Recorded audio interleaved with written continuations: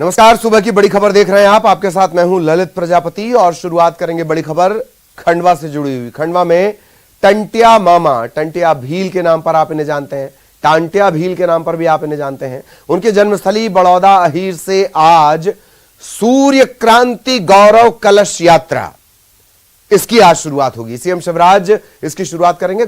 ये गौरव कलश यात्रा मालवा निमाड़ इलाके से होते हुए 4 दिसंबर को पाताल पानी में खत्म होगी। इस यात्रा को लेकर बड़ौदा अहीर में सारी तैयारी पूरी कर ली गई है।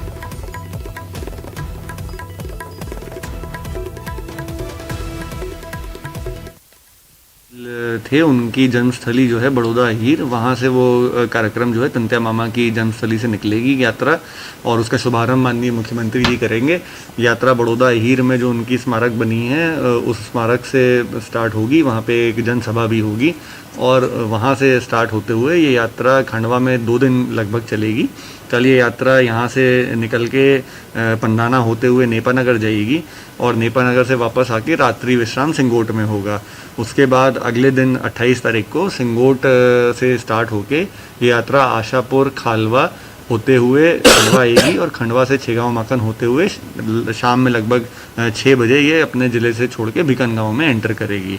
कलश यात्रा निकालेंगे, ऐसे मिट्टी ले जाएंगे, गांव-गांव उनकी कलश यात्रा निकलेगी, उनका पूजन होगा और उसको पातल पानी ले जाएगा। अरे बहुत गौरवशाली बात है कि हमारे पूर्वजों का नाम आगे आया है, उनको भगवान के रूप में मान रहे हैं, ये हमारे बहुत भाग्यशाली हैं।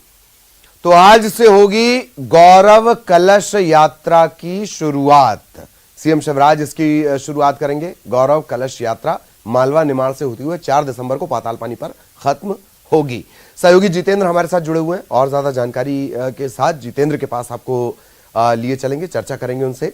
जितेंद्र, पूरे इस आयोजन के बारे में जानकारी दें।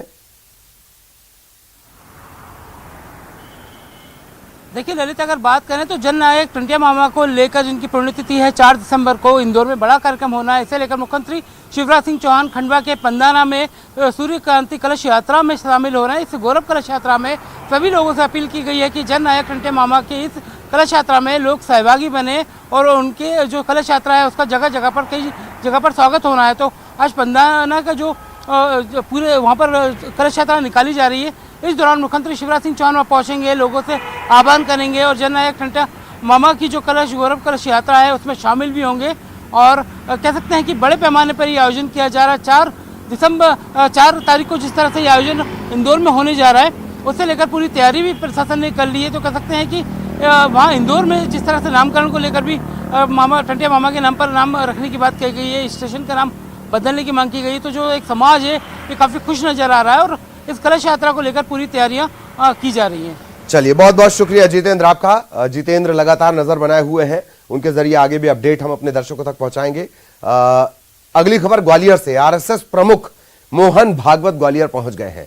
मोहन भागवत तेलंगाना एक्सप्रेस के जरिए रात 12 बजे ग्वालियर पहुंचे। मोहन भागवत संघ के स्वर साधक संगम शिविर जो लगाया गया है उसमें शिरकत करेंगे। आज अटल सभागार में स्वर्ण जयंती कार्यक्रम का आयोजन भी होना है। इस कार्यक्रम में मुख्यमंत्री शिवराज सिंह चौहान भी शामिल होंगे।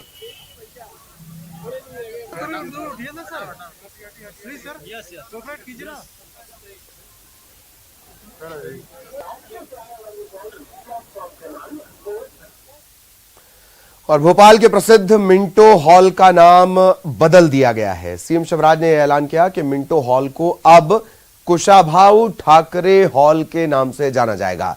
कार्य समिति की बैठक के समापन भाषण के आखिर में सीएम शिवराज ने ऐलान किया। सीएम के इस ऐलान से बीजेपी नेताओं और कार्यकर्ताओं में काफी खुशी देखी गई। बीजेपी प्रदेश अध्यक्ष बीडी शर्मा समेत तमाम नेताओं ने सीएम के इस फैसले की तारीफ की। जयभान सिंह पवैया ने यह भी कहा कि जहां जहां नाम बदलने की जरूरत होगी बीजेपी सरकार नाम बदलेगी। उनको पहुंचाने वाला कौन थे? कौन थे जिनने ये नेता गढ़े, जिनने कार्यकर्ता बनाए, जिनने पूरे मध्य प्रदेश में वट वृक्ष के रूप में भारतीय जनता पार्टी को खड़ा किया। और इसलिए मिंटो हॉल का नाम कुशाभाऊ ठाकरे हॉल किया जाएगा। मिंटो हॉल का नाम तो बदल गया है, मिंटो हॉल का नाम बदल गया है, लेकिन क्या यहाँ की व्यवस्थाएं बदलेंगी? बियर बार चलता है यहाँ। देखिए, कुशवाहा ठाकरे जी के नाम पर जो है वो सब बदल जाएगा, आप चिंता मत करिए। उनका जैसा स्वरूप और व्यवहार रहा है, मिंटो हॉल की व्यवस्थाएं उसी के अनुरूप खड़ा होंगी। ये भी बदलने में कौन सी चिंता है, ये भी बदल। और भोपाल से बड़ा अपडेट आपको दें, महिलाओं पर विवादित बयान देने के मामले में खाद्य मंत्री बिसाहू लाल सिंह ने माफी मांग ली है। उन्होंने यह भी कहा कि मेरे बयान को तोड़ मरोड़ कर पेश किया गया था, उनका ऐसा कोई पर्पस नहीं था कि किसी को ठेस पहुंचे, और अगर किसी को ठेस पहुंची है तो उसके लिए मैं माफी चाहता हूं, और मेरे बयान को तोड़ मरोड़ कर पेश किए जाने की जांच कराऊंगा। खुद ही ने बयान दिया है और खुद ही इस मामले की जांच कराएंगे, तो खुद ही जांचकर्ता भी उन्हें बन जाना चाहिए। बहरहाल अनूपपुर में उन्होंने बयान दिया था, सवर्ण महिलाओं को लेकर बयान दिया गया था, जगह जगह विरोध प्रदर्शन हुए तमाम जगहों पर, और उसके बाद यू टर्न ले लिया है बिसाहू लाल ने। फिर याद दिला दें, चुनाव के दौरान उन्होंने जो शब्द कहा था, सभ्य समाज में उस शब्द को इस्तेमाल करने की तक इजाजत नहीं है। मेरे विधानसभा क्षेत्र का प्रोग्राम था और मैंने अपने विधानसभा क्षेत्र के जो पार्टी के पदाधिकारी हैं उनके लिए बोला। प्रदेश के लोगों को के संबंध में मैंने कोई बात नहीं किया, न किसी जात के बारे में बात किया। अगर इससे भी किसी को दुख लगता है, ठेस पहुंचता है, तो इसके लिए मैं क्षमा मांगता हूं, क्योंकि मेरे विधान। और अब बात छत्तीसगढ़ की। मुख्यमंत्री भूपेश बघेल आज उत्तर प्रदेश, दिल्ली और महाराष्ट्र के दौरे पर रहेंगे। आज लखनऊ से मध्य प्रदेश के खजुराहो होते हुए वो यूपी के महोबा पहुंचेंगे। यहां सीएम भूपेश बघेल एक जनसभा को संबोधित करेंगे। महोबा के बाद उनके दिल्ली पहुंचने का कार्यक्रम है, और दिल्ली से वो सीधे जाएंगे महाराष्ट्र के पुणे में लोगों से चर्चा करेंगे, और पुणे में ही रात्रि विश्राम करने का उनका कार्यक्रम है।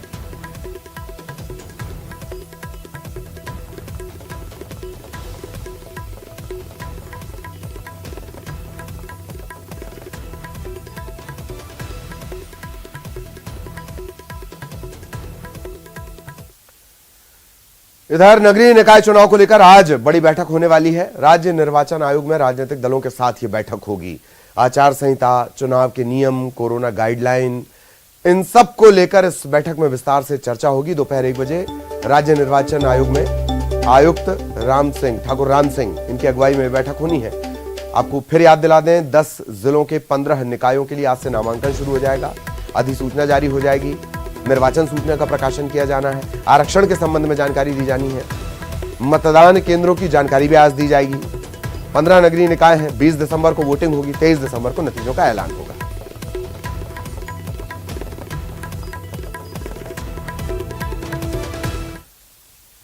और अब भोपाल से बड़ी खबर, आपसे जुड़ी बड़ी खबर। छुट्टी के दिन भी बिजली के बिल जमा होंगे। विद्युत वितरण कंपनी ने यह फैसला लिया है। आज और कल बिजली के बिल जमा हो सकेंगे। छुट्टी के दिन बिल जमा हो सकेंगे।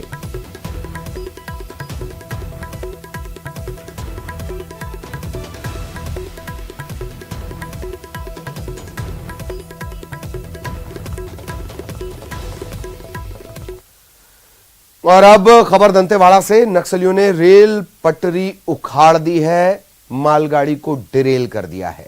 जी, दंतेवाड़ा में इंजन समेत जो डब्बे हैं वो पटरी से उतर गए हैं। कमालूर भांसी के बीच मालगाड़ी डिरेल हो गई है। अब इसके चलते किरंदुल विशाखापट्टनम रेल मार्ग बाधित हो गया है। मालगाड़ी को डिरेल कर दिया गया है नक्सलियों ने। 27 तारीख को भारत बंद का ऐलान उन्होंने किया था। इस तरीके से बैनर पोस्टर भी वो लगाकर गए हैं। इंजन और 2 डिब्बे डिरेल हुए हैं पटरी उखाड़ने के चलते।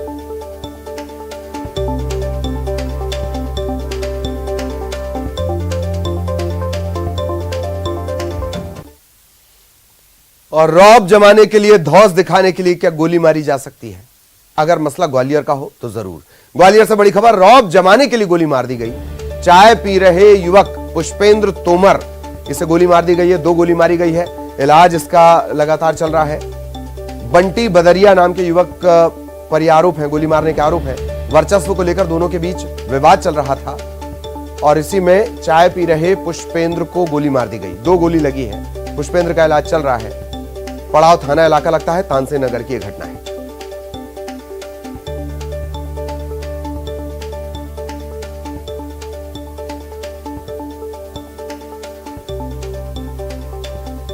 तो बड़ी खबर आपको बता दें, रौब जमाने के लिए गोली मार दी गई ग्वालियर में। ग्वालियर चंबल अंचल और गोलीबारी फायरिंग, बड़ा गहरा ताल्लुक है इसका। ग्वालियर से बड़ी खबर, चाय पी रहे पुष्पेंद्र तोमर को बंटी बदरिया ने गोली मार दी, 2 गोली मारी।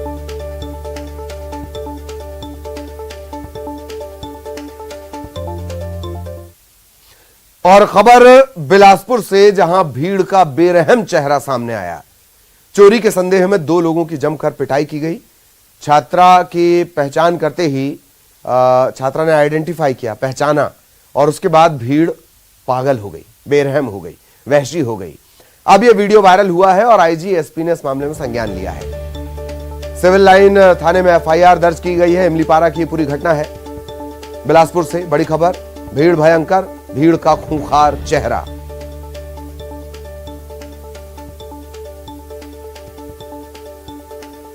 चोरी के संदेह में 2 लोगों की जमकर पिटाई की गई और वीडियो वायरल हो गया है। आईजी ने इस मामले में संज्ञान लिया है। अब कार्रवाई की जा रही है। एसपी के निर्देश पर सिविल लाइन थाना इलाके में मामला दर्ज कर लिया गया है। पूरी घटना इमलीपारा की बताई जा रही है।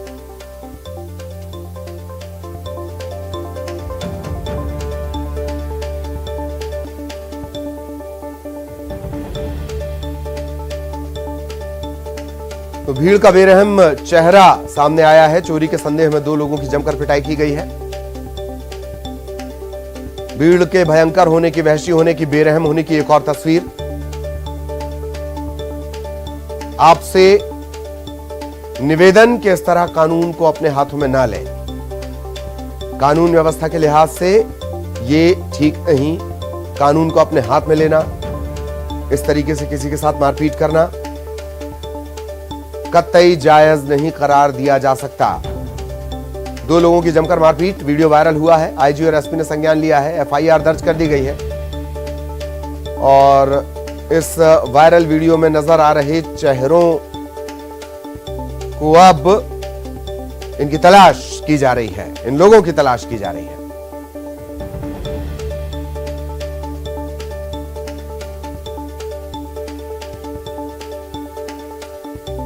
चोरी के शक में इन दोनों की पिटाई की गई है। बेरहमी से पिटाई की गई है। वीडियो वायरल होने के बाद मामला पुलिस के संज्ञान में भी आया है। आईजी ने इस मामले में संज्ञान लिया है। एसपी ने इस मामले में संज्ञान लिया है। सहयोगी विनोद कुशवाहा हमारे साथ जुड़े हुए हैं। विनोद, पूरी जानकारी, कुछ पता लग पाया? आरोपियों के बारे में कोई जानकारी?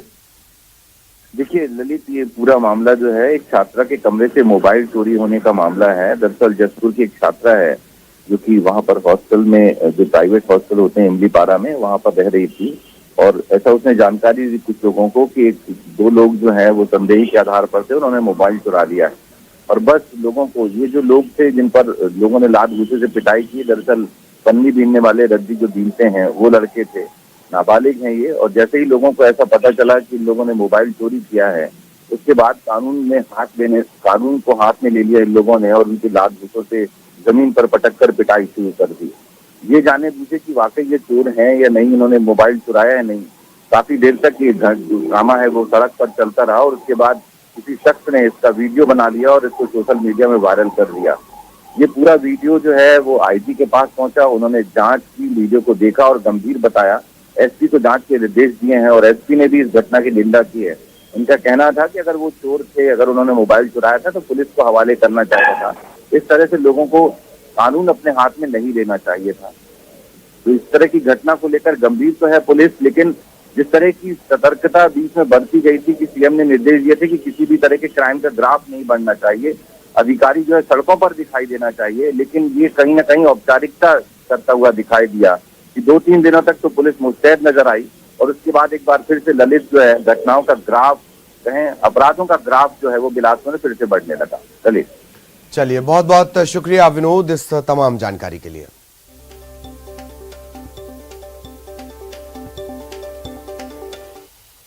और अब खबर रायपुर से। पर्यावरण संरक्षण में छत्तीसगढ़ अव्वल आया है। छत्तीसगढ़ पर्यावरण संरक्षण में देश में अव्वल आया है। वायुमंडल में हानिकारक गैसों में कमी आई है। इतना ही नहीं, प्रदेश में वन क्षेत्र में बढ़ोतरी भी दर्ज की गई है। हालांकि छत्तीसगढ़ सघन वन क्षेत्र के हिसाब से सबसे जो टॉप राज्य है उनमें शुमार है। उसके बावजूद प्रदेश के वन क्षेत्र में बढ़ोतरी हुई है। पर्यावरण संरक्षण में किए गए कार्यों को बड़ी कामयाबी के तौर पर इसे देखा जा रहा है।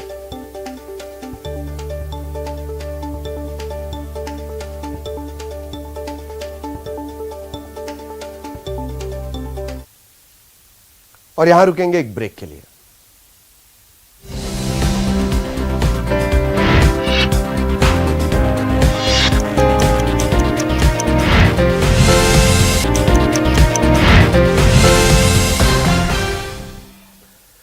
और ब्रेक के बाद खबर रायपुर से। भाजपा ने प्रभारियों की घोषणा कर दी है। नगरीय निकाय चुनाव का ऐलान हो गया। 10 जिलों के 15 निकाय हैं। कई जगहों पर उपचुनाव भी हैं वार्डों में। और अब इसके मद्देनजर भाजपा की तरफ से भी प्रभारी नियुक्त कर दिए गए हैं। कांग्रेस पहले ही अपने प्रभारियों की नियुक्ति का ऐलान कर चुकी है। तो भाजपा ने प्रभारी बना दिए। पूर्व मंत्री अमर अग्रवाल को प्रभारी बनाया गया है। सांसद संतोष पांडेय सह प्रभारी बनाए गए हैं। अजय चंद्राकर को नगर पंचायत की जिम्मेदारी दी गई है। सांसद गोमती साय को नगर पंचायत का प्रभारी बनाया गया है। प्रदेश अध्यक्ष विष्णुदेव साय ने ये घोषणा की है।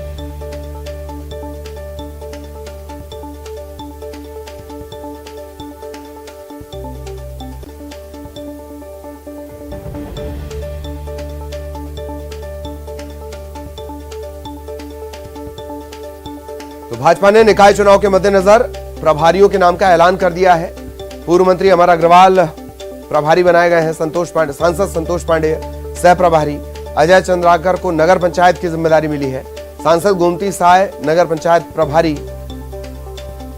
सहयोगी अवधेश हमारे साथ जुड़े हुए हैं। अवधेश, प्रभारियों की लिस्ट जारी, कितनी कारगर? देखिए, सबसे बड़ी बात यह है कि बीजेपी ने नगरीय निकाय के लिए प्रभारी का जो ऐलान किया है, तो अमर अग्रवाल को निकाय की जिम्मेदारी दी गई है। और पंचायत, जो नगर पंचायत के चुनाव होंगे, उसके लिए अजय चंद्राकर जो पूर्व मंत्री थे, उन्हें जिम्मेदारी दी गई। सबसे बड़ी बात यह है कि नगर पंचायतों की संख्या जहाँ पे चुनाव होने उनकी 6 है और नगरीय निकाय जहाँ चुनाव होने हैं उनकी संख्या 9 है। मतलब 9 निकाय की जो जिम्मेदारी है वो पूर्व मंत्री अमर अग्रवाल संभालेंगे। ये वही अमर अग्रवाल है जिन्हें 2018 में बिलासपुर की जनता ने नकार दिया था। मंत्री रहते हुए वो चुनाव हार गए थे और उसके बाद संगठन में के कामों में लगे हुए थे। तो सवाल यही है ललित कि बीजेपी ने एक बार फिर से अपने उन्हीं चेहरे को जिम्मेदारी दी है जिन्हें जनता ने 2018 में नकार दिया था। न केवल अमर अग्रवाल का जिक्र कर लिया जाए, बल्कि अलग अलग निकायों के जो अलग अलग प्रभारी बनाए गए, जिनमें केदार कश्यप का नाम शामिल है, महेश गागड़ा का नाम शामिल है। ये तमाम ऐसे चेहरे हैं जिन्हें जनता ने 2018 में खुद नकार दिया था। अब इनकी रणनीति में और इनकी अगुवाई में कैसे बीजेपी जीत हासिल करेगी, ये आने वाला वक्त तय करेगा। लेकिन फिलहाल इतना तय है कि बीजेपी ने एक एक प्रभारी के साथ एक एक सांसदों को सह प्रभारी बनाया है। नगरीय निकाय में संतोष पांडेय जो सांसद है उन्हें सह प्रभारी बनाया गया है। और जो पंचायत के चुनाव है उसके लिए जो है गोमती साय जो है उन्हें प्रभारी की जिम्मेदारी, सह प्रभारी की जिम्मेदारी दी गई है। जी जी, चलिए, निकाय चुनाव भी दिलचस्प हो गए अब छत्तीसगढ़ के। बहुत बहुत शुक्रिया अवधेश आपका इस तमाम जानकारी के लिए। और अब दुर्ग से बड़ी खबर आपको बता दें। भिलाई स्टील प्लांट में मजदूर की मौत का मामला, ठेकेदार समेत 2 पर एफआईआर दर्ज। जांच में लापरवाही सामने आई और उसके बाद एफआईआर दर्ज करवाई जाएगी। प्लांट में 9 नवंबर को यह हादसा हुआ था। मजदूर सुखविंदर सिंह की मौत हो गई थी।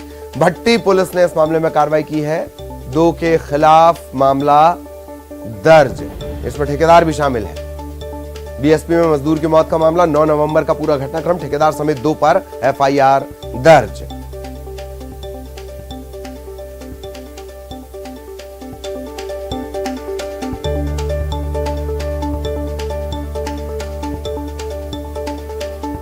खबर दुर्ग से।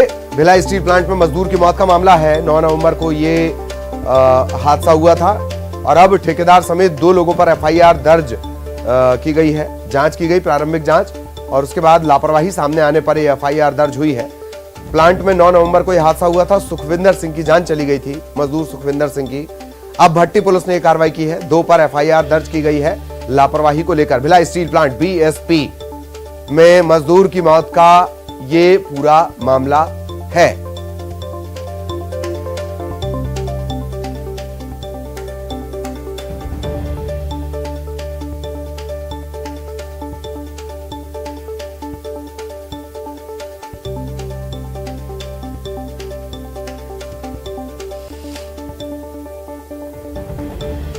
बड़ी खबर आपको बता दें, दुर्ग से भिलाई स्टील प्लांट में मजदूर की मौत का मामला। मजदूर सुखविंदर की मौत हुई थी।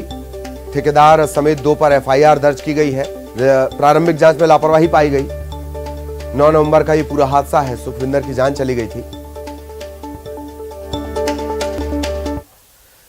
खबर भोपाल से, सीएम शिवराज सिंह चौहान थोड़ी देर बाद राजभवन जाएंगे। सुबह 10:30 बजे उनके राजभवन जाने का कार्यक्रम है। राज्यपाल मंगूभाई पटेल से वो मुलाकात करेंगे और इसके बाद 10:55 पर भाजपा कार्यालय जाएंगे। राज्यपाल मंगूभाई पटेल से मुलाकात का कार्यक्रम है। शरद हमारे साथ जुड़े हुए हैं। शरद, मुलाकात का कार्यक्रम, कोई खास बात या औपचारिकता? बिल्कुल, देखिए आज मुख्यमंत्री शिवराज सिंह चौहान आपसे बस कुछ ही देर बाद राजभवन जाएंगे। सुबह 10:30 बजे के आसपास उनका मुलाकात का कार्यक्रम है। आमतौर पर जो जानकारी रहती है वो यही है कि सामान्य मुलाकातें हैं, लेकिन जब भी राज्यपाल से मुलाकात हो तो उसके सियासी मायने जरूर निकाले जाते हैं। इससे पहले तक जो मुलाकातें दरअसल हुई थी वो कहीं ना कहीं जनजातीय गौरव सम्मेलन का आयोजन था, उससे संबंधित थी। लेकिन आज की मुलाकात होना कई मायनों में महत्वपूर्ण हो रहा है और अभी हालांकि अटकलें ही लगाई जा रही हैं कि इस मुलाकात के क्या मायने हो सकते हैं। और हम उम्मीद करेंगे जब मुख्यमंत्री मिलने जाएंगे और उसके बाद अगर वो मीडिया से बात करें तो स्थिति और ज्यादा स्पष्ट होगी। लेकिन निश्चित ही राजनीतिक सरगर्मियां इस मुलाकात को लेकर एक बार फिर से तेज हैं कि आखिरकार वो कौन सी वजह है, क्योंकि बहुत सारी अटकलें इस बात को लेकर भी चल रही थी कि मंत्रिमंडल का जो विस्तार है वो भी संभावित है दिसंबर के आसपास में। तो क्या ऐसी कोई बात है, क्योंकि कल ही बीजेपी की कार्य समिति की बैठक हुई और उस कार्य समिति की बैठक से पहले विधायकों और मंत्रियों से फीडबैक दिए गए हैं। बहुत सारी वजह है, हालांकि अधिकृत तौर पर अभी ये कहना कि यही वजह है थोड़ा जल्दबाजी होगा।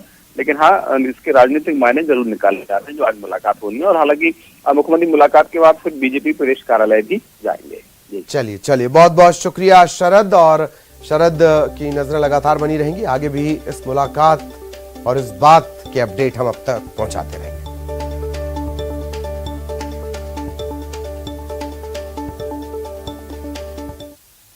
और इसी के साथ इस बुलेटिन में इतना ही। खबरें जारी रहेंगी।